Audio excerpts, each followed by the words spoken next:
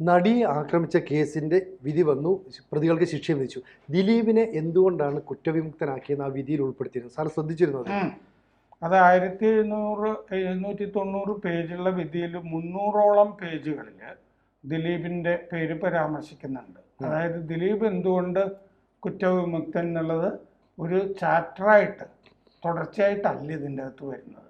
അതുകൊണ്ട് ഇത് എളുപ്പത്തിൽ കണ്ടുപിടിക്കാനും പ്രയാസമാണ്. അങ്ങനെയാണ് മാധ്യമങ്ങൾ അതിൻ്റെ അകത്ത് പെട്ടുപോയത്. കിട്ടിയതും വൈകിയാണല്ലോ. അതെ.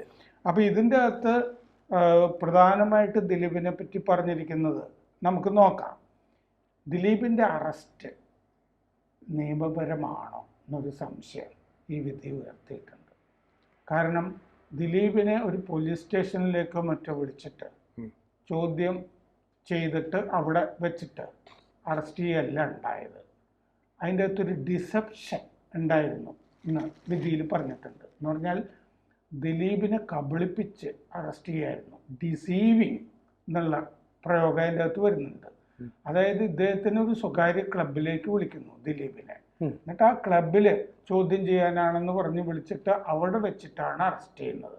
അപ്പോൾ അത് നിയമവിരുദ്ധമല്ലേ എന്നൊരു സംശയം. ഒരു സ്വകാര്യ ക്ലബിലേക്ക് വിളിച്ചിട്ടേ അവിടെ വെച്ച് പറ്റിച്ച് കബളിപ്പിച്ച് അറസ്റ്റ് ചെയ്തത് നിയമപരമായിരുന്നോ എന്നൊരു ചോദ്യം ഇതിൻ്റെ അകത്ത് ഉയർത്തിയിട്ടുണ്ട്. അപ്പോൾ ഈ അറസ്റ്റ് ചെയ്യുന്നതിനെ അന്ന് ലോക്നാഥ് ബെഹ്റ എതിർത്തിരുന്നു എന്ന് പ്രതിഭാഗത്തിൻ്റെ വാദമുണ്ട്. ആ കാര്യം ഇതിൻ്റെ അകത്ത് പരാമർശിച്ചിട്ടുമുണ്ട്. ഇതിൻ്റെ അകത്ത് ബി സന്ധ്യയെ പരാമർശിച്ചിട്ടുണ്ട്, AV ജോർജിനെ പരാമർശിച്ചിട്ടുണ്ട്, ബൈജു പൗലോസിനെ പരാമർശിച്ചിട്ടുണ്ട്. അപ്പോൾ ഗൂഢാലോചനയില്ല, കുറ്റവിമുക്തനാണ് എന്ന് വരികയും ഈ 3 പേരുടെ പേര് ഇതിൻ്റെ അകത്ത് പരാമർശിക്കുകയും ചെയ്തപ്പോൾ എനിക്ക് തോന്നുന്നത് ഈ 3 പേർക്കുമെതിരെ ദിലീപിന് കോടതിയിൽ പോകാൻ കഴിയും, കേസ് കൊടുക്കാൻ കഴിയും. സുപ്രീം കോടതി വരെ പോയി എല്ലാ കേസും തീർന്ന ശേഷം ദിലീപിന് മറ്റേ മലീഷ്യസ് പ്രോസിക്യൂഷൻ ആയിരുന്നു ദിലീപിൻ്റേത്. ഏത് കള്ളക്കേസായിരുന്നു എന്നുള്ള കാര്യത്തിന് എല്ലാം കഴിഞ്ഞിട്ടേ പോകാൻ പറ്റുള്ളൂ എന്ന് പറഞ്ഞൊരു വാദമുണ്ട്. അങ്ങനെയൊന്നുമില്ല. സുപ്രീം കോടതിയും മറ്റു കോടതികളും വ്യക്തമാക്കിയതാണ്. ഈ കീഴ്ക്കോടതി തന്നെ കുറ്റവിമുക്തനാക്കി കഴിഞ്ഞാൽ അദ്ദേഹത്തിന് ഈ മലീഷ്യസ് പ്രോസിക്യൂഷൻ ആയിരുന്നു എന്ന് പറഞ്ഞിട്ട് ഇവർക്കെതിരെ കേസിന് പോകാം അദ്ദേഹം. അപ്പോൾ അതാണ് അദ്ദേഹം അന്ന് ഹിന്ദുവിൽ പറഞ്ഞില്ലേ ഉടനെ ഇത് ചെയ്യും എന്നുള്ളത്. അപ്പോൾ ജഡ്ജിയെ ദിലീപ് സ്വാധീനിച്ചിരുന്നു എന്ന് പ്രതിഭാഗം പ്രോസിക്യൂഷൻ ആരോപിച്ചിരുന്നു. ജഡ്ജിയെ സ്വാധീനിച്ചിരുന്നു എന്ന്. അതിനൊരു തെളിവുമില്ല എന്ന് ഇതിൻ്റെ അകത്ത് പറഞ്ഞിട്ടുണ്ട്. ദിലീപിൻ്റെ ഫോണുകൾ ഫോറൻസിക് പരിശോധനയ്ക്ക് വിധേയമാക്കിയില്ല, അതെന്തുകൊണ്ട് ചെയ്തില്ല എന്ന് ഇതിൽ ചോദിക്കുന്നുണ്ട്. പിന്നെ നേരത്തെ ഈ ഒരു ഗ്രൂപ്പ് ഉണ്ടാക്കിയിരുന്നില്ലേ ദിലീപിനെ അനുകൂലിക്കുന്നവരുടെ, അതിന്റെ പേരെന്തായിരുന്നു? ദിലീപിന് പണി കൊടുക്കുക എന്നോ അങ്ങനെ എന്തൊരു കൂട്ടായ്മ. അപ്പോൾ അത് ഷോൺ ജോർജ്, അതുമായിട്ട് ബന്ധപ്പെട്ട് ഷോൺ ജോർജിന്റെ പേരുമൊക്കെ വരുന്നുണ്ട്. അതിൽ പ്രമോദ് രാമൻ, നികേഷ് കുമാർ, കുറെ ആളുകളുടെ പേര്, സന്ധ്യ, ആലപ്പി അഷ്റഫ്, കുറെ ആളുകൾ വ്യാജമായിട്ട് ഒരു സാധനം ഉണ്ടാക്കിയിട്ട് ഒരു കൂട്ടായ്മയുടെ അകത്ത് ചേർത്തിട്ട് ഇല്ലേ അവർക്കെതിരെ വേണമെങ്കിൽ ആരോപണം ഉന്നയിക്കാം എന്ന് പറഞ്ഞിട്ട് ഒരു ദിലീപ് അനുകൂല ഗ്രൂപ്പ് ഉണ്ടാക്കിയെന്ന്. പക്ഷെ അങ്ങനെ പറഞ്ഞിട്ട് ആ കാര്യത്തിൽ എന്തുകൊണ്ട് ഷോൺ ജോർജിനെ ഇതിൻ്റെ അകത്ത് പ്രോസിക്യൂഷൻ വിസ്തരിച്ചില്ല എന്ന് വിധിയിൽ ചോദിക്കുന്നുണ്ട് സ്പെസിഫിക് ആയിട്ട്. പിന്നെ മോതിരം, അതായത് ഈ മോതിരം കാണത്തക്ക വിധത്തിൽ ഇത് ഈ ക്രിയ ചെയ്യണം എന്ന് കൊട്ടേഷൻ കൊടുത്തവര് പറഞ്ഞിരുന്നു എന്നാണല്ലോ ആരോപണം ഈ കുട്ടിയുടെ. പക്ഷെ അത് ആ കാര്യം ആദ്യ മൊഴിയിലില്ല. പൾസർ സുനിയുടെ ഒന്നും ആദ്യ മൊഴിയിൽ ഈ മോതിരത്തിന്റെ കാര്യം പറയുന്നില്ല. ഈ മോതിരം അതിജീവിതയ്ക്ക് തിരിച്ചു കൊടുക്കാൻ വിധിയിൽ പറഞ്ഞിട്ടുണ്ട്. കാരണം അത് ആ മോതിരമായിട്ട് ബന്ധമില്ല എന്നുള്ളത് പ്രതിഭാഗം തെളിയിച്ചിരുന്നു. കാരണം ദൃശ്യത്തിൽ ഈ അതിജീവിതയുടെ മുഖം വളരെ വ്യക്തമാണ്. പിന്നെ മോതിരത്തിന് എന്ത് കാര്യം? അപ്പോൾ പണം, പിന്നെ ഇത്തരം കേസുകളിൽ ഏറ്റവും പ്രധാനപ്പെട്ടത് ഒന്നല്ലേ ഈ മണി ട്രെയിൽ എന്ന് പറയുന്നത്. കൊട്ടേഷൻ കൊടുത്തിട്ടുണ്ടെങ്കിൽ ആ പൈസ കൊടുത്തത് കണ്ടുപിടിക്കണമല്ലോ, അതിന്റെ തെളിവും കാര്യങ്ങളും വേണം. ദിലീപ് ഈ പ്രതിക്ക് പണം കൊടുത്തതിന് ഒരു തെളിവും ഹാജരാക്കാനായിട്ട് പ്രോസിക്യൂഷന് കഴിഞ്ഞിട്ടില്ല. പിന്നെ നാദിർ ഷായ്ക്ക് ജയിലിൽ നിന്ന് ഫോൺ വന്നു തുടങ്ങിയ കാര്യങ്ങളുണ്ടല്ലോ, ഈ പണവുമായി ബന്ധപ്പെട്ടതൊക്കെ, അതിനൊന്നും ഒരു തെളിവും അതങ്ങനെയാണ് നടന്നത് എന്നുള്ളതിനൊന്നും ഒരു തെളിവുമില്ല എന്ന് നാദിർ ഷായുടെ പേരും ഇതിൻ്റെ അകത്ത് പറഞ്ഞിട്ടുണ്ട്. അപ്പോൾ ജയിലിൽ നിന്ന് ഫോൺ വിളിച്ച് എന്നൊക്കെ പ്രോസിക്യൂഷൻ പറയുന്നുണ്ടല്ലോ, അതിനൊന്നും ഒരു തെളിവുമില്ല. പിന്നെ തൃശ്ശൂരിലെ ടെന്നീസ് ക്ലബിൽ പൾസർ സുനിക്കൊപ്പം ദിലീപിനെ കണ്ടു എന്ന് പറഞ്ഞിട്ടൊരു ചിത്രവും മറ്റോ പ്രോസിക്യൂഷൻ ഹാജരാക്കിയിരുന്നു. ആ ചിത്രം നേരത്തെ ടി വിയിലും ഒക്കെ വന്നിരുന്നു. ആ ടെന്നീസ് കോർട്ടില് അപ്പുറത്തും ഇപ്പുറത്തും ഇങ്ങനെ കാണുന്നത്. അപ്പോൾ ഈ ചിത്രം എടുത്തു എന്ന് പറയുന്ന ഫോട്ടോഗ്രാഫർ തന്നെ മൊഴി കൊടുത്തു അത് ദിലീപ് അല്ലായിരുന്നു. അപ്പോൾ ആ ടെന്നീസ് ക്ലബിൽ പൾസറിന്റെ കൂടെ എന്ന് പറഞ്ഞിട്ട് ഹാജരാക്കിയ ചിത്രത്തിൽ ഉള്ളത് ദിലീപല്ല. തീർന്നില്ലേ പ്രധാനപ്പെട്ട ഒരു എവിഡൻസ് എന്ന് പറഞ്ഞ സാധനം. അക്കാലത്തൊക്കെ അവിടെ പോയി ദിലീപ് ഇന്ന മുറിയിൽ താമസിച്ചു ഇല്ലേ, ആ ഹോട്ടലിന്റെ പടം, സെർച്ച് ചെയ്യുന്ന പടം, പിന്നെ ഈ കോർട്ടിൽ നിൽക്കുന്ന ആ പടം, ഇതൊക്കെ അക്കാലത്ത് ടെലിവിഷനുകളിൽ ഭയങ്കരമായിട്ട് വന്നിരുന്നതാണ്. അപ്പോൾ ചുരുക്കത്തിൽ പൾസറുമായി ദിലീപിന് ബന്ധമുണ്ട് എന്ന് സ്ഥാപിക്കാൻ പ്രോസിക്യൂഷന് കഴിഞ്ഞിട്ടില്ല. പൾസറും ദിലീപുമായിട്ട് ബന്ധമില്ല.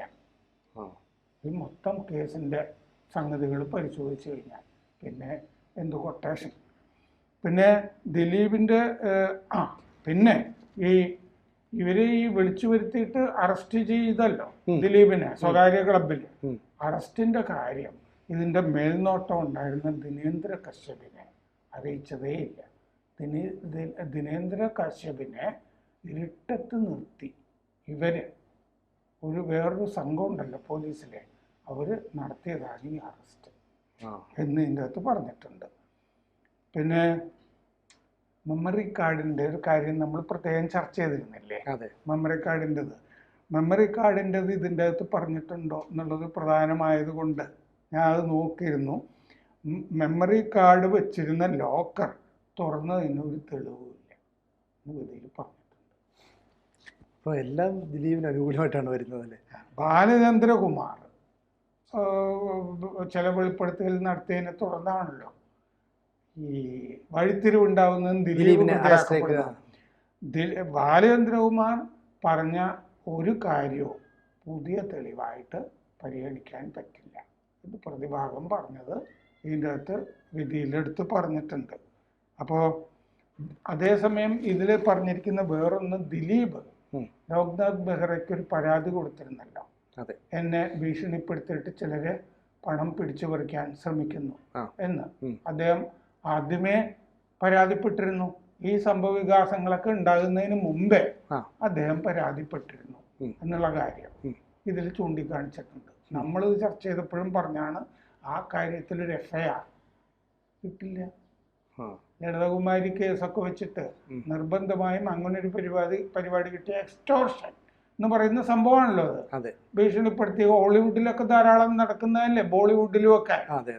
നിങ്ങളെ പിടികൂടെന്ന് പറഞ്ഞിട്ട് ചോട്ടാ ഷക്കീലും ദാവൂദ് ഇബ്രാഹിമും ഒക്കെ പണ്ട് സ്ഥിരം വിളിച്ചുകൊണ്ടിരുന്നതല്ലേ, തന്നെ തട്ടിക്കളയും, താൻ എനിക്ക് ഇത്ര പൈസ തരണം എന്ന് പറയുന്ന പോലെ. അങ്ങനത്തെ ഒരു പരിപാടിയാണ് നടന്നതെന്നാണല്ലോ ദിലീപ് ലോക്നാഥ് ബെഹ്റയ്ക്ക് കൊടുത്ത പരാതിയിൽ നിന്ന് നമുക്ക് കിട്ടുന്നത്. ആ പരാതി നേരത്തെ കൊടുത്ത അതിലൊരു കേസെടുത്ത് അന്വേഷിക്കേണ്ടിയിരുന്നല്ലോ. അപ്പൊ അതെടുത്ത് അന്വേഷിച്ചിരുന്നെങ്കിൽ ദിലീപ് പ്രതിസ്ഥാനത്ത് വരില്ലല്ലോ, അങ്ങനെ ചെയ്ത ആളുകളെയൊക്കെ പിടികൂടേണ്ടത് അതിന്റെ അടിസ്ഥാനത്തിൽ. പക്ഷെ അതിൽ FIR ഇട്ടില്ല. അപ്പൊ ദിലീപ് നേരത്തെ തന്നെ ഒരു പരാതി അദ്ദേഹത്തിനെ ഭീഷണിപ്പെടുത്താനും കൊടുക്കാനും പണം പിടിച്ചു പറിക്കാനും ഒക്കെ ശ്രമിക്കുന്നു എന്നൊരു പരാതി അദ്ദേഹത്തിൻ്റെ നേരത്തെ ഉണ്ട്. അത് കഴിഞ്ഞിട്ടാണ് ഈ ബാലചന്ദ്രകുമാർ തുടങ്ങിയ സംഭവവികാസങ്ങളും പിന്നെ ജയിലിൽ നിന്ന് കാശ് ബാക്കി തന്നില്ല തുടങ്ങിയ അപ്പുണ്ണിക്ക് ഇല്ലേ എഴുതുന്ന അങ്ങനത്തെ കാര്യങ്ങളും ഒക്കെ വരുന്നത്. അപ്പൊ പൊതുവെ ഈ ദിലീപുമായി ബന്ധപ്പെട്ട കാര്യങ്ങൾ മുഴുവൻ ഏതാണ്ട് വിധിയിൽ ചർച്ച ചെയ്തിട്ട് ഇത് നിരാകരിക്കുകയും തള്ളിക്കളയുകയും ഒക്കെ ചെയ്യുകയാണ്. കാരണം ദിലീപിനെ കൊടുക്കാൻ, അല്ലെങ്കിൽ ദിലീപ് പൾസർ സുനിയെ കണ്ടു അല്ലെങ്കിൽ പൾസറുമായിട്ട് ബന്ധമുണ്ട് എന്നതിന് തന്നെ ഒരു തെളിവും പ്രോസിക്യൂഷന് ഹാജരാക്കാൻ കഴിഞ്ഞിട്ടില്ല. ഇതാണ് ഇത് വെച്ചിട്ട് വലിയ സംശയം ഉണ്ടോ? ശരിക്കും പറയുമ്പോൾ ഈ ദിലീപിനെ എന്തുകൊണ്ടാണ് ഈ കുറ്റവിമുക്തനാക്കിയെന്നത് സംബന്ധിച്ച് ഈ പറയുന്ന പരാതിക്കാർ, ഇപ്പോൾ അതിജീവിതയുടെ ഒപ്പം നിൽക്കുന്ന കുറേ ആൾക്കാരുണ്ടല്ലോ, അവർ പല ആരോപണങ്ങൾ ഉന്നയിച്ചു. അവർക്ക് ഇത് ബോധ്യപ്പെടുമോ, അല്ലെ അവർക്കിത് മനസ്സിലായി അവരിത് ഉൾക്കൊള്ളുമോ? അങ്ങനെ സാറിന് വരുന്നത് അവർ ഉൾക്കൊള്ളുമല്ലോ എന്നുള്ളത് എൻ്റെ വിഷയം അല്ല, സാറിന് വിഷയം ഞാൻ വെച്ചാൽ കോടതിയിലേക്ക് പോകാൻ വേണ്ടി, അതായത് ഇനി അവർ പറയുന്നുള്ളൂ മറ്റു കോടതികളും ഉണ്ടല്ലോ എന്ന് പറയുന്നല്ലോ. അപ്പോൾ ഇതിനകത്ത് ലൂപ്പ് ഹോളുകളോ ഈ അന്വേഷണ പരിധിയിൽ ജഡ്ജി കാണാത്തോ കാര്യങ്ങളുണ്ടെങ്കിൽ മാത്രമല്ലേ മേൽക്കോടതി. പ്രയാസം എന്താണെന്ന് വെച്ചാൽ ഇത് ജഡ്ജി ചെയ്യുന്നതിൻ്റെ അകത്ത് ബേസിക് ഡിഫക്റ്റ് ജഡ്ജിക്ക് വന്നിട്ടുണ്ടോ എന്നുള്ളതാണ് അപ്പീലിൽ നോക്കുക. അപ്പീലിൻ്റെ അകത്ത് വിചാരണയില്ലല്ലോ, ജഡ്ജിയുടെ വിധി വെച്ചിട്ടുള്ള വാദപ്രതിവാദങ്ങൾ മാത്രമല്ലേ ഉള്ളൂ, 2 ചേരികളുടെ. അത് 1 കൊല്ലം കഴിഞ്ഞിട്ടൊക്കെ ഇനി എടുക്കാനൊക്കെ സാധ്യതയുള്ളൂ. അപ്പീലിനൊക്കെ പോയ ഉടനെ ഒന്നും എടുക്കേണ്ട കാര്യമില്ല. ഇതിൻ്റെ അകത്ത് ജഡ്ജിക്ക് എന്തെങ്കിലും കാര്യം തീരുമാനിക്കുന്നതിൽ അടിസ്ഥാനപരമായി കുഴപ്പം സംഭവിച്ചിട്ടുണ്ടോ, തെളിവുകൾ വിലയിരുത്തുന്നത്, അതാണ് നോക്കുക. അതുണ്ടെന്ന് എനിക്ക് തോന്നുന്നില്ല. ഇതിൻ്റെ അകത്ത് ആകെയുള്ളത് ഈ ഹാബിച്വൽ ഒഫൻഡറാണ് പൾസർ സുനി, അയാളുടെ പേരിൽ നേരത്തെ കേസുണ്ട്. സത്യത്തിൽ നമ്മൾ ഇന്നലെ ചർച്ച ചെയ്തപ്പോഴും ഞാൻ പറഞ്ഞാണ്, കാരണം ദൃശ്യങ്ങൾ വേറെ ഉണ്ടല്ലോ ഉണ്ട്. പക്ഷെ പൾസർ സുനിക്ക് മുമ്പും അയാൾ ക്രിമിനൽ കേസുകളിൽ പെട്ട ആളാണ് എന്നുള്ളൊരു ഭാഗം സ്ട്രോങ് ആയി പ്രോസിക്യൂഷൻ വാദിച്ചിട്ട് ഈ ദിലീപിന്റെ കാര്യം മാറ്റിയിട്ട് ഇയാൾക്ക് കൂടുതൽ ശിക്ഷ മേടിച്ചു കൊടുക്കുന്നതിൽ ശ്രദ്ധിക്കണമല്ലോ. അതിൽ പ്രോസിക്യൂഷൻ പരാജയം വന്നിട്ടുണ്ട്. പഴയ കേസുകൾ തപ്പിയെടുത്തിട്ട് കോടതിയെ ബോധിപ്പിക്കുക, ഇവൻ ഹാബിച്വൽ ഒഫൻഡർ ആണ്, ഇവന് കൂടുതൽ ശിക്ഷ, അതിനാൽ ഇവൻ അർഹനാണ്, അങ്ങനെയാണല്ലോ ഇയാൾക്ക് ജീവപര്യന്തം മേടിച്ചു കൊടുക്കേണ്ടത്. ആ ഭാഗത്ത് ദുർബലമാണ്. ഇയാളുടെ ഭൂതകാലം മുഴുവൻ ചകഞ്ഞ് പഴയ കേസിൻ്റെ രേഖകൾ മുഴുവൻ എടുത്തിട്ട് ആദ്യഘട്ടത്തിൽ തന്നെ ഇത് ഹാജരാക്കുകയൊന്നും ചെയ്തിട്ടില്ല. ഇത് അവസാനമാണ് പറയുന്നത് ഇയാൾ മുമ്പും ആണെന്നത്. ഈ ഭാഗം സ്ട്രോങ് ആക്കി ഇത് ഇതിൻ്റെ അകത്ത് ദിലീപിനെ വലിച്ചിടുകയാണല്ലോ. വലിച്ചിട്ടപ്പോൾ ദിലീപിൻ്റെ ഭാഗത്ത് കൂടുതൽ തെളിവുകൾ ഉണ്ടാക്കാനുള്ള ഒരു ശ്രമം നടത്തുകയും പൾസറിൻ്റെ ഭാഗം സ്ട്രോങ് ആക്കാതെ പൾസർ ഇത് ചെയ്തു എന്നുള്ളതിന് ദൃശ്യം തന്നെ തെളിവുണ്ടല്ലോ. അത് പ്രത്യേകിച്ച് ഇനി പറയേണ്ട കാര്യമില്ല.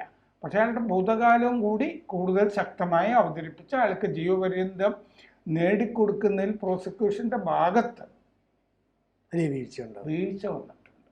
അതാണ് അതുകൊണ്ടാണ് ആകെ ഇതിൻ്റെ അകത്ത് പറയാൻ പറ്റുന്ന ഒരു കാര്യം, പരമാവധി ശിക്ഷ പൾസർ സുനിക്ക് കിട്ടിയില്ല എന്നുള്ളതാണ്.